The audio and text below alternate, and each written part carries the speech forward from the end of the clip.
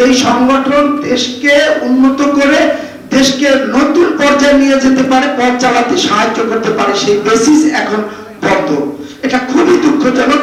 এই দুঃখজনক থেকে আমি স্যারকে আশা করব এবং আমাদেরও সকলের সচেষ্ট থাকতে হবে যে না, আমরা বেসিসে সবাই যেন বসার সুযোগ পাই। আইন আদালতের জায়গায় থাকবে, কিন্তু বেসিস যেহেতু একটা সংগঠন, সেখানে সবাই দাবি আছে যে সেখানে বসা, সে আইন দিয়ে রুদ্ধ করা ঠিক হবে না। আর আমি আশা করি যে আগামীতে এই ধরনের, আমার মনে হয় যে এই যে 36শে জুলাই, আমি প্রত্যেকটা দিন, আমি যদিও কোনো রাজনৈতিক দলের নাই, কিন্তু প্রত্যেকটা দিন এক একটা বাচ্চা মারা গেছে, আমার মনে হয় যে আমার বাচ্চা এক একটা করে মারা যাচ্ছে। তো সেই অবস্থা থেকে এত কষ্ট, এত ইসের পর আমরা 36শে জুলাই পাইছি। সেখানে আমি আশা করছিলাম যে একটা নতুন বাংলাদেশ হবে, নতুন কিছু করব, আমরা আবার নতুন করে দাঁড়াবো। যেই বেসিসে আমরা যখন টেন্ডার দিতাম দেখা যেত যে অলরেডি বুক, সেই একই অবস্থা বর্তমানেও আছে। আমি বেশ কিছুদিন যাবত বিভিন্ন ইসে দৌড়াচ্ছি, দেখতেছি যে যেই নাও সেই কত, তাহলে আমরা লাভটা কি?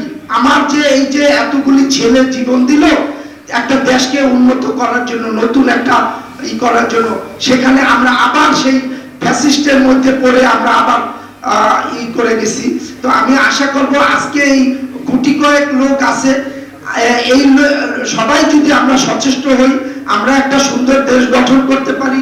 আমরা যদি বেসিসকে আগায় নিতে পারি, আমার মনে হয়, আমি একটা শব্দ পেয়েছিলাম যে আমি যদি আমার কাজটা সঠিকভাবে করতে পারি, সেটাই হবে দেশপ্রেম। আর আমি বলবো যে বেসিস যদি সঠিকভাবে সব কলিগরা কাজ করতে পারে, বাংলাদেশ হবে উজ্জ্বল একটা বাংলাদেশ। যেটা আমি অনেক আগে থেকে বলছি, বেশ কিছুদিন আগে গবেষণা হতেছে যে বাংলাদেশকে ডিজিটালাইজ করার জন্য স্টেনিয়ার আদলে করার একটা ব্যবস্থা। এটা তো আমাদের মাধ্যমে, বেসিসের মাধ্যমে হবে। বেসিস বন্ধ, স্টেনিয়া দিয়ে কি হবে? তো আমি অনুরোধ করব, আজকে যে উপস্থিত মেহমান আছেন এবং রাজনৈতিক সালাম ভাই আছেন, আমি অনুরোধ করব আমাদের দেশকে ভালোবাসার উছিলায় আমরা যেন বেসিসের প্রত্যেকটা মেম্বার এসে তাদের কাজ, তাদের আইডিয়া, তাদের দেশকে উন্নত করতে পারি, দেশকে আরো আগে এগিয়ে নিয়ে যেতে পারি। আমাদের সবশেষে একটাই উদ্দেশ্য যে আমরা নিজেরা ভালো থাকব, আমার দেশ ভালো থাকবে, আমার দেশ যেন পৃথিবীর মধ্যে মাথা উঁচু করে দাঁড়াইতে পারে। আমাদের সেই সক্ষমতা ইনশাল্লাহ আছে। সেই সক্ষমতা এখন দরকার আমাদের সুযোগ। আমাদের এই যে দুর্নীতিগুলি আছে, যে যার যোগ্যতা দিয়ে সে তার কাজ পাবে।